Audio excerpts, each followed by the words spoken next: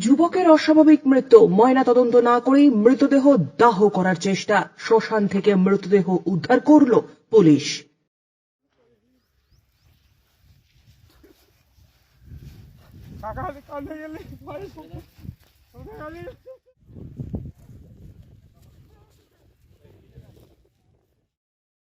এক যুবকের অস্বাভাবিক মৃত্যুর পর মৃতদেহ ময়নাতদন্ত না করে পুড়িয়ে ফেলার জন্য প্রস্তুতি নেওয়া হচ্ছিল।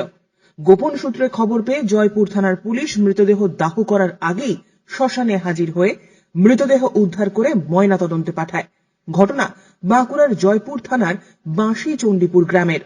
স্থানীয় সূত্রে খবর, অন্যান্য দিনের মতোই বাড়িতে খাওয়া দাওয়া করে বৃহস্পতিবার রাতে বাড়িতে শুতে যান বাঁকুড়ার জয়পুর থানার বাঁশি চণ্ডীপুর গ্রামের বছর 18 যুবক মনোজ মাঝি।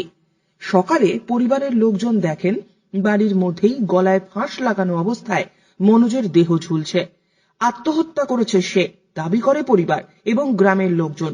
মনোজের দেহের ময়না তদন্ত না করেই দেহ সৎকারের উদ্দেশ্যে নিয়ে যান তারা গ্রাম লাগোয়া দ্বারকেশ্বর নদীর ঘাটে। খবর পেয়ে শ্মশানে পৌঁছে যায় জয়পুর থানার পুলিশ। পুলিশ মৃতদেহ ময়না তদন্তের জন্য নিয়ে যেতে চাইলে প্রথমে বাধা দেয় গ্রামবাসীরা। পরে প্রায় 2 ঘন্টা ধরে গ্রামবাসীদের বুঝিয়ে পুলিশ মৃতদেহ উদ্ধার করে ময়না তদন্তের জন্য বিষ্ণুপুর জেলা হাসপাতালে পাঠায়। ঘটনাটা হয়েছে বলতে কালকে রাত্রে মেলা দেখতে গিয়েছিল, মেলা থেকে এসে ভাত টাত খেয়ে শুয়েছে, তারপরে কি জানি না কি ঘটনা, কি হয়েছে না হয়েছে। ঘরে তো ঝামেলাঝাটি করে, কিছু করার নাই। কত বয়স হবে?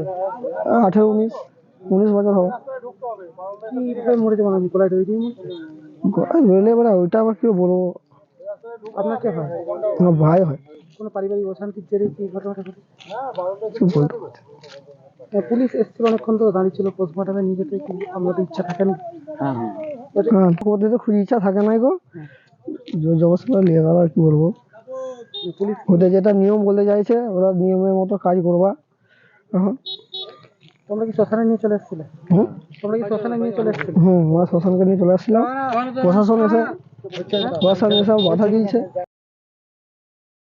বাঁকুড়া থেকে নবেন্দু হাটির প্রতিবেদন, চ্যানেল 24/7।